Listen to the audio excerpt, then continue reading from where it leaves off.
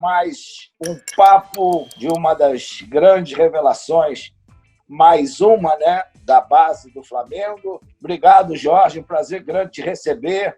Parabéns pela tua história até agora, que continue assim. Obrigado, Zico. Eu que agradeço pelo convite. Pegaram você do futsal. Da onde que você é? Qual o bairro que você nasceu aqui no Olha, Rio? eu fui criado muito tempo em Irajá, ali na parte ali da comunidade ali. Antes do futsal, eu comecei na escolinha do Flamengo, em Campo Grande, e logo depois fui pro Salão da América, na Tijuca. E dali foi direto pro Salão do Flamengo, que dali foi indicado pelo professor Naldo, que era meu treinador na época. E depois do futsal do Flamengo, eu fui indicado para fazer um teste no campo. Ah, legal. E aí você ficou na base, jogou quase todas as categorias? Praticamente todas as categorias. E depois de uma competição no Mundial Sub-20, que eu fui convocado para a seleção, fui muito feliz em ter sido o melhor lateral do campeonato, da competição, né? E logo em seguida, quando eu cheguei de Nova Zelândia, que eu estava com a seleção, eu cheguei no Flamengo com a notícia que eu ia pro profissional do Flamengo, para fazer parte do profissional. Foi com o Cristóvão, que ele me chamou para conversar e perguntou se eu estava preparado. Queria me utilizar no próximo jogo, que foi contra o Joinville, que ganhamos de 1-0 com o gol do Emerson Sheik. Caiu no Gabriel, tentou o drible, pé esquerdo pro Sheik! E aí fui feliz demais na partida, fui muito bem. Claro que bate um nervoso no início, né? Porque a primeira oportunidade como profissional, um dos maiores clubes do mundo, né? Você na base, chegou a jogar com 15 anos a Copa Amizade, Brasil-Japão? Copa Amizade, joguei aqui no CFZ, no Recreio, joguei muito. Ah, legal. Fomos campeões na competição. Naquele ano? Então, sim, deve ser mais uma que eu entreguei lá o troféu para você, né? Foi verdade. E você jogou também a despedida do Léo Moura, jogou muito bem, né?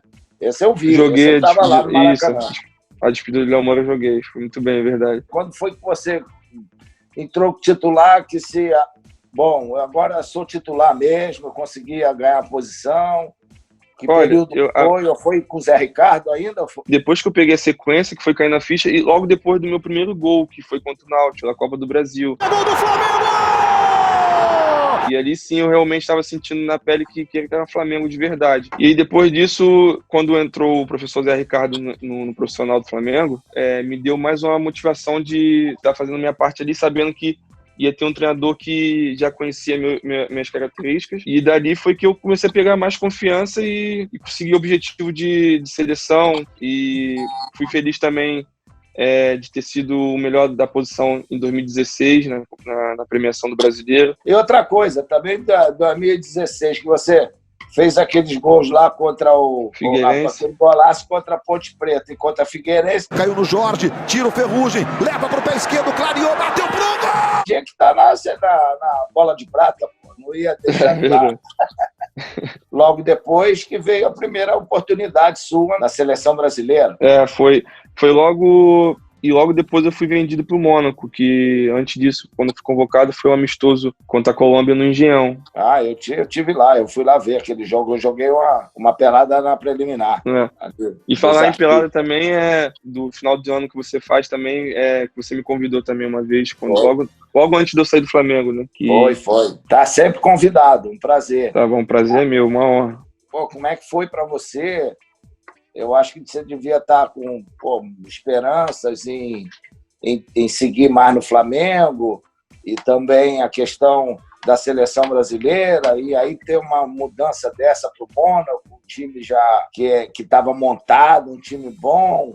Eu acompanhei os jogos desse time do Mônaco, que eu comentava lá pelo Esporte Interativo, e o time do Mônaco e o lateral era um dos melhores, né? Era o Mendy, né? Mendy, hoje, isso, tá no Manchester. E era titular da seleção francesa. Como é que foi para você? Como é que estava a cabeça naquele período e tal? Eu sei que transferência é sempre bom, mas a possibilidade de não jogar, isso passou alguma coisa também lá ou não? Fui surpreendido no último dia de janela e fechei o contrato com o Mônaco. Claro que senti muito, porque foi uma dor para mim, porque saí do Flamengo, de um clube que me criou desde pequeno, que fui muito feliz ali dentro e sou grato até hoje. Então, logo depois que eu fui vendido, eu disse que meu coração estaria sempre aqui na torcida, porque realmente é um grande clube, é um clube que eu criei um amor incrível. Eu amo vocês! Caralho! Aqui, porra! Então, quando eu cheguei lá, antes de eu chegar, eu já sabia que eu ia chegar para adaptação, porque todo jogador brasileiro, quando sai do Brasil, do futebol brasileiro, para chegar na Europa não é fácil, e ainda mais na janela de inverno que eu cheguei, que é um grupo já praticamente fechado. E então, quando eu saí daqui, eu sabia que ia sofrer um pouco no início lá com o futebol europeu. Então, eu fiquei durante quase 3 meses dentro de um hotel para adaptar a língua, estudando, para conseguir um apartamento, mas consegui me adaptar bem. O grupo tinha brasileiros, tinha jogadores brasileiros como o Bosquilha, o Gemerson, o Fabinho, que hoje está no Liverpool, me abraçaram de forma incrível. E dos jogadores mais experientes, que era o Falcão Garcia, também me abraçou. É um cara muito humilde. Então, foi uma chegada muito boa, né? Porque tinha brasileiros, facilitou um pouco até na língua, né? Para me ajudar, né? Vous parlez français, monsieur Jorge? Oui, je parle un peu français, monsieur. Ah, très bien! Très bien. Agora, então, antes da gente continuar falando aí do teu período nesse timaço aí que você pegou lá do teu trio entre Mbappé, Falcão Garcia e o Bernardo, que não tem mais ninguém lá, agora o time foi desfeito. Eu queria que o Vegeta entrasse aí com as perguntas aí da galera. Beleza, galera. Perguntas para você. Tem. E curiosamente gerando em torno de Flamengo. Muita gente querendo saber do Jorge de Flamengo. Que coisa, né? Que coincidência.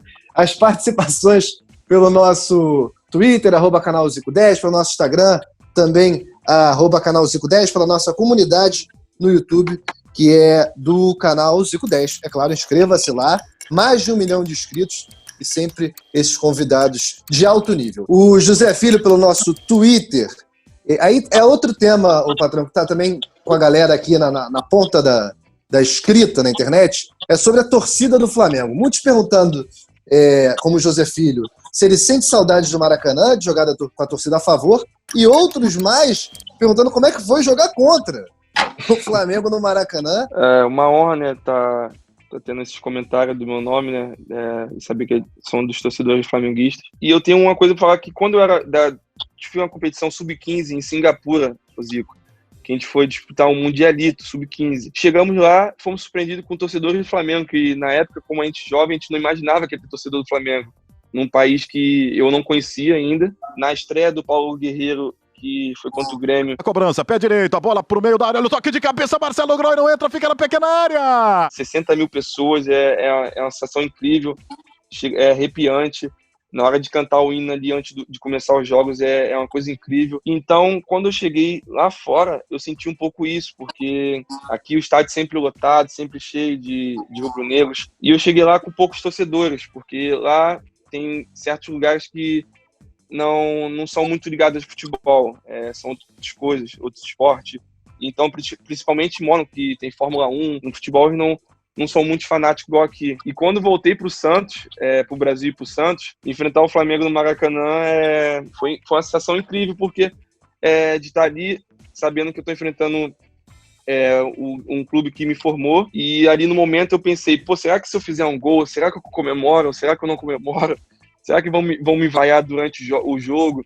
E o que me surpreendeu foi que o torcedor flamenguista mostrou o carinho que teve por mim, sempre teve por mim quando eu estava no Flamengo, foi de não me vaiar, de não me xingar, de não me criticar. E no final ali do jogo, quando passa pelo túnel, pedirem minha camisa, falar para eu voltar pro Flamengo, isso é uma sensação incrível, cara. Até o Zico jogou contra o Flamengo já. Pergunta se ele queria fazer gol, se ele não tremeu na base. É ruim, hein? Olha, esse eu não sei se não queria fazer gol, porque esse aí gostava de fazer muito gol, né? No Flamengo ele não queria, não. Chegava perto e dava a bola para os outros fazer. Se perder, é problema de quem perdeu, né? Mas vamos falar lá da França, que você, né, chegou num timaço, um time que teve, inclusive, poderia ter ganho aquela Champions, né? Porque tinha time para isso, se não me engano, ele foi eliminado num jogo que foi contra a Juventus, em casa. Foi Juventus, né? Foi. Mas, O Dani Alves ainda estava na Juventus. foi o ano que a final foi Juventus e Real Madrid. Teve um jogo que acho que foi o Falcão que danou a fazer gol lá, e mesmo assim, não sei se foi na Inglaterra. Foi contra o Manchester City lá na Inglaterra. Manchester, né? Que ele fez um gol de cobertura. Foi talvez um dos jogos mais emocionantes, foi aquele jogo contra o Manchester City. Ali ninguém acreditava no Mônaco, né? O Mônaco passou ali, né? Mbappe's gonna get there, Mbappe! Como é que foi jogar naquele time e depois no ano seguinte ser o titular? E aí, sem mais nem menos, você vai emprestado para o Porto. Explica aí essa situação e não joga no Porto, né? Ainda pior é isso, né? Quando eu cheguei, eu fiquei feliz demais de ter participado até de alguns jogos e ainda fiz um gol no último jogo da competição, que a gente já estava campeão do campeonato francês. E depois teve a situação de eu sentir a emoção de jogar a Champions League de titular. Fiz 32 jogos pelo elenco de titular, e isso me trouxe uma experiência muito boa no campeonato francês em si, porque é um campeonato muito difícil, tem grandes clubes ali que brigam sempre, todo ano, e logo depois teve uma situação que quando eu voltei de uma lesão, eu fiz um gol e eu tive uma lesão no joelho, um pequeno estiramento, e voltei contra o Bordeaux, um jogo contra o Bordeaux, que até o próprio Malco estava lá no Bordeaux ainda, antes dele ir para o Barcelona. E esse jogo foi um dos melhores meu no Mônaco, na temporada. E depois disso, não tive mais oportunidade e eu não entendia mais nada, porque antes de eu parar da lesão, eu estava bem, fiz um gol e ainda fui selecionado como o melhor lateral do mês de agosto.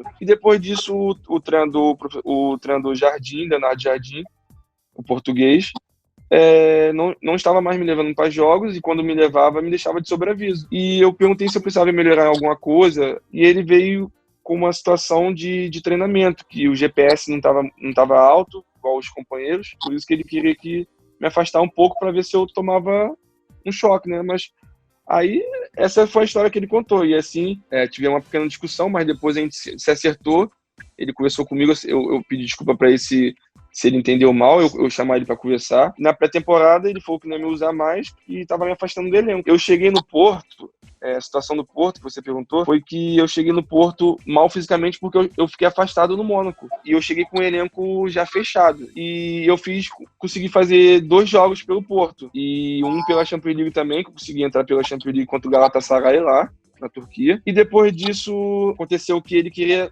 me manter na equipe B. E eu conversei muito, né, antes de tomar essa decisão com meus empresários, falei, todo respeito aos meus companheiros, mas eu não sou um jogador de ficar em equipe B. Foi que aconteceu o meu acerto com o Santos. Mas antes do Santos, eu falei que eu cheguei com meus empresários e eu falei, olha, pro Brasil, eu só volto se for pro Flamengo, porque é o clube que me formou e o clube que eu tenho um amor enorme. Só que naquele momento tinha o René e o Trauco. E o Flamengo optou por não me contratar, porque já tinha 2 da posição, e que eles estavam interessados em jogadores de outras posições. E assim chegou a ligação do Santos, o meu empresário, e logo seguido o Sampaoli, que foi meu treinador, me ligou. Falamos por telefone e ele falou que eu seria muito feliz com o projeto dele no Santos, e assim eu aceitei a situação do Santos, a proposta que o Santos me ofereceu, e assim no Santos eu fui feliz, fomos vice-campeões brasileiro. Veríssimo é o 28, saiu bem para fazer o corte o Felipe Alves, olha o Jorge! Diante de abaixo só do Flamengo, né? Porque o Flamengo com o elenco que teve com o ano passado foi incrível. Então eu fui feliz, voltei para a seleção brasileira com o Tite, me convocando. Então eu não me arrependo de nada, né? Hoje, né? Assim, nessa situação do Porto, de sair do Porto. E aí é que você foi bola de prata, né? No Santos. Isso. E como é que foi aí? Muita diferença do trabalho do Sampaoli para esses trabalhos? Do Sampaoli não é brasileiro que você está acostumado. Sampaoli não é uma escola sul-americana, né? Da Argentina, também adaptou bem no Chile. Olha, eu comentava isso com nós jogadores, comentava isso um com o outro dentro do clube. Os treinamentos dele é de Europa, não tem treinamento de Brasil, porque a comissão técnica em si dele é muito intensa, e eles são sempre intensos no treinamento. Os treinamentos deles era sempre uma loucura, né, que a gente fala, né, porque eles vieram da Europa, né, um treinador que veio de Sevilha, né, e eles trouxeram esse projeto pro Santos, para dentro do Santos, para dentro do elenco. Então, acho que um dos motivos do clube ter chegado como vice-campeão brasileiro diante de grandes clubes na competição, como Palmeiras, outros clubes em si, chegar em segundo lugar com um projeto que ninguém acreditava, com um elenco que não era acima de Flamengo nem de Palmeiras que falavam, né? E ele mostrou que no futebol, hoje em dia, não é só bola no pé, né? A intensidade é o tempo todo. E hoje, mais do que nunca, a gente precisa disso, né? Dessa intensidade e do treinamento, né? Porque o que a gente faz no treino, a gente leva pro jogo. Então, o projeto dele foi incrível. Agora, no Atlético Mineiro, ele vai ser muito feliz também, porque o Atlético tem um elenco muito forte, tem jogadores ali de alta qualidade. Então, acho que esse projeto que ele estava no Santos, acho que ele vai acrescentar mais ainda no Atlético. E aí você voltou para a seleção, mas na seleção agora, quer dizer, que já teve o Marcelo, que foi titular absoluto durante muito tempo, e agora tem dois, né? O Alexandre e o outro que está lá no Atlético Paranaense, Atlético de Madrid, o Renan, isso. Que era do Atlético Paranaense, né? Ele, isso, se não me engano. Então, vai ser uma briga boa, né? Com certeza. Não só esse nome que você citou, mas outros jogadores também da posição que hoje estão em altos níveis nos seus clubes, como o próprio Felipe Luiz também, que já fez muito pela seleção brasileira. Quem tiver ali vai sempre dar o seu melhor. Como eu dei meu melhor nos treinamentos, não tive oportunidade de jogar assim durante 90 minutos. Tive a oportunidade de jogar contra a Colômbia aqui antes de eu ser vendido. Joguei muito bem. E nos treinamentos nas convocações que eu tive a oportunidade, foi muito bem. Ele mesmo me chamava para conversar e me elogiava bastante. Depois que eu fui para o Mônaco, que eu fui convocado, ele me chamou para conversar e perguntou como é que era a situação da Europa, do futebol, como é que eu estou sentindo a diferença. E assim, fui pegando intimidade com a seleção brasileira, né? Conhecendo mais como é que é ali dentro o ambiente. Então, hoje, nós da posição da lateral esquerda, muitos dizem que está carente, mas não está, porque como você citou aí, nomes de muita qualidade, né? Beleza. A Eloane Camila, com 2 L's, pela nossa comunidade, pergunta: quem foi o melhor jogador que você já jogou junto? E emendando, o Leone Ferreira, também pela comunidade, pergunta: na sua opinião, qual foi o jogador mais difícil de marcar em 2019? Agradecendo a galera que participou, não dá para ler todos os comentários, né? Mas tivemos aqui também o DK pelo Twitter, e o Guilherme Pereira, então agradecendo a participação deles. Diga aí, Jorge. Então, dos melhores que eu já joguei junto, desde o Flamengo, cara, não é por posição e nem até por não falar que é encheção de baba-ovo, né, mas é um cara que eu digo por ser fã, por ser um dos melhores que eu joguei, não o melhor que eu digo em questão de futebol, mas como pessoa, pela história que tem, que me ajudou muito ali, Zico, você conhece bem, que é o Juan. É o nosso zagueiro Juan, nosso capitão, né? Claro. Ele, quando eu subi, quando ele chegou no Flamengo, foi um dos que mais me apoiaram ali, me deu mais conselho ali quando eu subi da base. Com essa vinda para a Europa, ele também me ajudou muito, porque ele conversou muito comigo sobre isso. Valeu, um abraço. Marcar o Vitor Ribeiro não é fácil. É um jogador de muita qualidade que, com a bola, se deixar dominar e virar de frente, é difícil de marcar. Os do mais chatinho que eu já peguei é o Dudu, cara, do Palmeiras, que é uma intensidade muito alta que ele tem durante os jogos. Tem uma força incrível e que é difícil de marcar, sim. É um jogador complicado de marcar. Se não souber marcar, ele acaba com aquele lado das laterais ali. A gente queria, primeiro, antes de despedir, agradecer a Sim Saúde, nossos parceiros. Um grande abraço lá para todos, muito obrigado. A gente sempre trazendo gente aí do mais alto nível.